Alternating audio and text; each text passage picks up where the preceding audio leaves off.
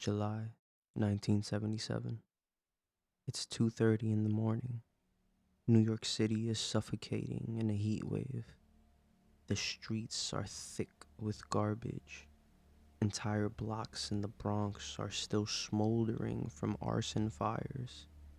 The power grid is fragile. The city is broken. The police force is gutted. And somewhere in the dark, a man with a 44 caliber revolver is hunting. Couples sit in parked cars thinking they're alone. They are not. There's no pattern, no warning, just headlights, a flash, and the sound of a single gunshot tearing through the night. Before the summer is over, 6 people will be dead, 7 more will be shot, and the largest manhunt in New York history will be underway. But the story of the son of Sam doesn't begin with the first trigger pull. It begins with a city collapsing in on itself. To understand the terror of the son of Sam, one must first analyze the stage upon which he performed. In the mid-1970s, New York City was a metropolis in the throes of a systemic breakdown where municipal authority had effectively evaporated. This era of urban decay provided more than just a backdrop of physical ruin. It created a psychological vacuum and a landscape of planned shrinkage that left the citizenry primed for a predator capable of exploiting the cracks in a fallen system. By 1976, New York was a city facing its own mortality. The fiscal crisis of the decade had pushed the 5 boroughs to the edge of insolvency as the city hemorrhaged over 300,000 manufacturing jobs. The resulting tax base evaporation forced draconian budget cuts, leading to the layoff of thousands of police officers and teachers. In neighborhoods like the South Bronx, arson became a business model for landlords seeking insurance payouts, leaving a landscape of rotting garbage and abandoned husks. It was an era where the murder rate spiked to over 1,600 annually, and symbols of dread, from the apocalyptic themes of The Omen to the localized chaos of the 1977 blackout, dominated the collective psyche. Into this landscape of fear emerged a specific caliber of terror, a random, elusive sniper who turned the city's social life into a game of Russian roulette. Understanding the developmental history of David Berkowitz is essential for modern behavioral profiling, as serial predation is rarely a sudden eruption, but the culmination of years of escalating behavioral markers. By analyzing the triad of early warning signs in his youth, we see the formation of a psyche that attempted to resolve deep-seated social inadequacy through violent control. His history suggests his pathology was not a lack of intelligence. He scored a 118 on his IQ test, placing him in the superior range, but was instead rooted in emotional dysfunction. Born Richard David Falco on June 1st, 1953, he was relinquished by his birth mother, Betty Falco, and adopted by Nathan and Pearl Berkowitz. While he was raised in the Soundview section of the Bronx, he was a chubby child, frequently bullied and prone to chronic truancy, missing 46 days of kindergarten alone. His medical history is punctuated by head trauma. He was hit by a car at age 7, ran into a wall, and was later struck in the head with a pipe at age 8. Criminologists point to this early commitment to the triad with chilling precision. He was a prolific fire setter, keeping a detailed journal of 1,488 documented fires. He tortured animals, most notably poisoning his mother's parakeet, Pudgy, with cleaning fluid out of resentment for the attention the bird received. Crucially, Berkowitz suffered a profound psychological distortion regarding his mother. He was told she died during birth and grew up consumed by the guilt that he had killed her. But he later discovered she was alive. That guilt transformed into a volatile rage over being deceived.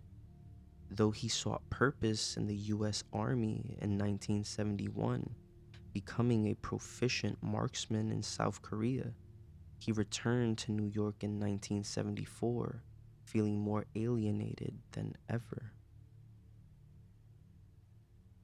Every serial offender undergoes an evolutionary phase, and the shift in Berkowitz's weaponry marks a pivotal moment in his criminal trajectory.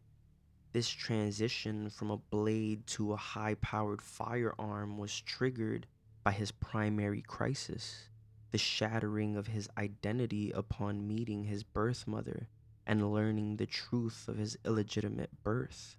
This rupture redirected his internal rage toward the public, moving him from the intimate, clumsy violence of a knife to the detached efficiency of a semi automatic rifle and eventually a heavy caliber revolver. The violence began on Christmas Eve 1975. Driven by what he described as demons, Berkowitz attacked 2 women with a hunting knife in the Bronx.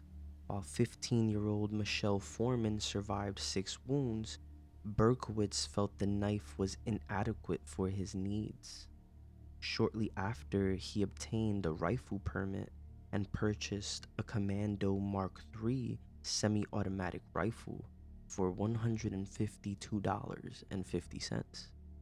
However, seeking something more concealable for the visionary mission he felt called to, he traveled to Houston to purchase a 44 caliber Charter Arms Bulldog revolver. He was no longer a struggling amateur. He was now an armed predator prepared for a more detached form of slaughter. The randomness of the attacks that followed effectively paralyzed the social life of New York's 5 boroughs. By targeting young people in Lover's Lane, Berkowitz turned private moments of youth into scenes of public carnage.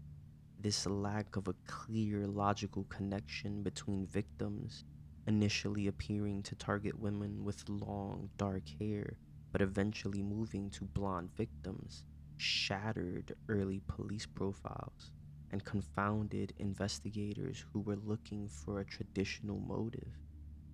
The chronology of terror moved with terrifying unpredictability. July 29th, 1976, Donna Loria is killed and Jody Valenti wounded in Pelham Bay, Bronx. October 23rd, 1976, Carl Denaro and Rosemary Keenan are shot in Flushing, Queens. Both survive. November 27, 1976, dressed in military fatigues, Berkowitz pretends to ask for directions before shooting Donna Damasi and Joanne Lamino in Floral Park. Joanne is left paralyzed. January 30th, 1977, Christine Frund is killed and John Deal wounded in Flushing. March 8th, 1977, Virginia Voskrechen, a Columbia student, is killed in Forest Hills. April 17th, 1977, Valentina Suriani and Alexander Esau are killed in the Bronx. A note signed, Son of Sam, is left at the scene. June 26, 1977, Judy Placido and Sal Lupo are wounded in Queens. July 31st, 1977, Stacy Moskowitz is killed and Robert Valenti is blinded in Brooklyn. Stacy Moskowitz's death was a turning point. As the first blonde victim, her murder shattered the existing police profile. Criminologically, Berkowitz occupied a dual space. He was a visionary style killer driven by perceived demonic command, yet he displayed the planning of an organized power killer, traveling to specific locations and bringing his own weaponry.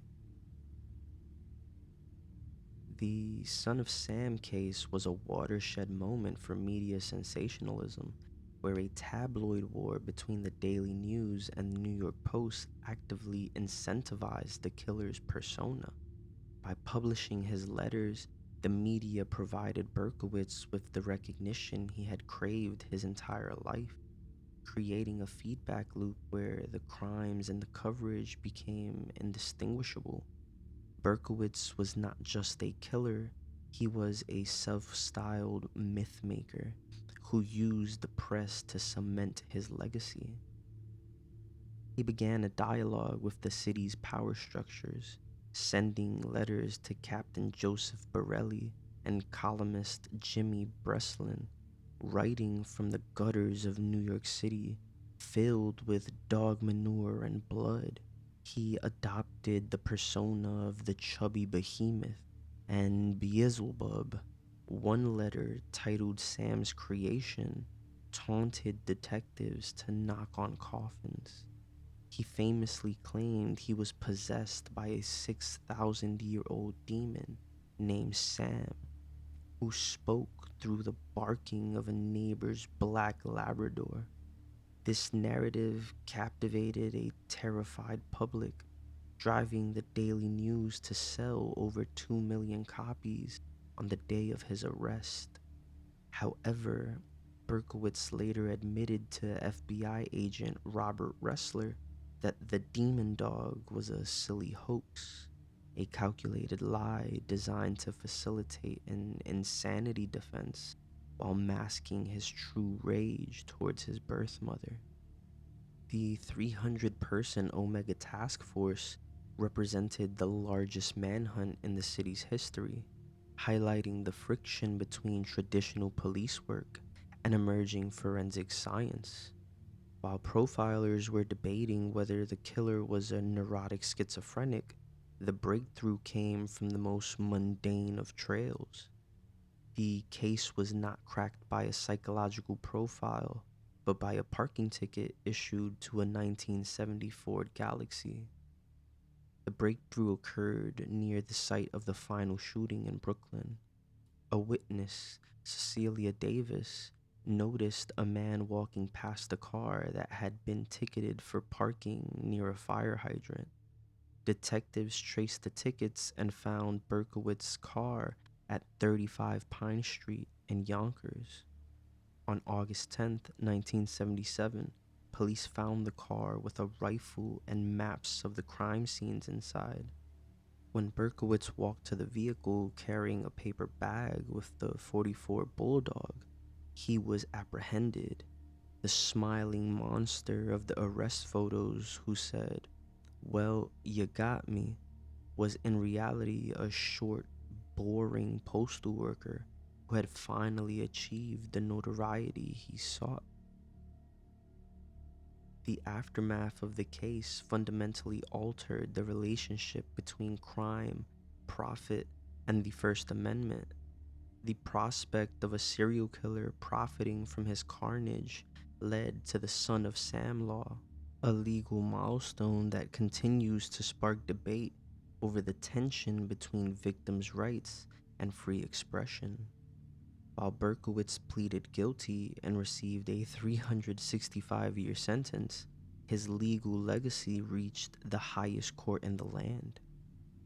In 1991, the Supreme Court struck down the original form of the law, ruling it was an unconstitutional, content-based suppression of the First Amendment. The court argued that the law went too far by targeting speech based specifically on its subject matter, though 42 states eventually crafted narrower versions.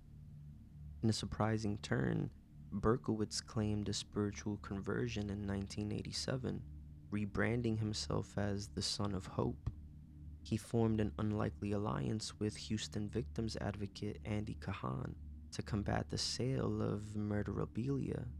Despite this, Berkowitz remains a permanent fixture at the Shawangunk Correctional Facility.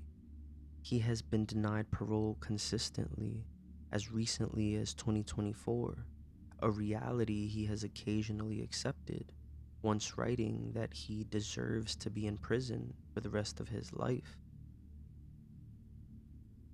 The Summer of Sam remains a cautionary tale about the intersection of psychological collapse and the volatile power of media sensationalism. David Berkowitz was a product of both a fractured personal history and a decaying city that had lost its municipal soul. His crimes did more than claim 6 lives, they scarred the collective psyche of a generation. As New York eventually recovered from its fiscal and social crisis, the echoes of the .44 caliber shots faded, but the lessons in profiling, victim advocacy, and the ethics of journalism remain. We remember not the monster Berkowitz tried to be, but the lives of Donna, Christine, Virginia, Valentina, Alexander, and Stacy, and the city that eventually found its way from the brink of total collapse. If you want deeper breakdowns like this, including cases that don't always make it to YouTube, the full discussions are available on the podcast. You can find it wherever you listen, link in the description. And if you're interested in the stories that shaped this city, the crimes, the collapses, and the comebacks, subscribe and join me. Let me know in the comments, was the Son of Sam purely a product of his own pathology, or did a collapsing city help create him? I'll see you in the next one.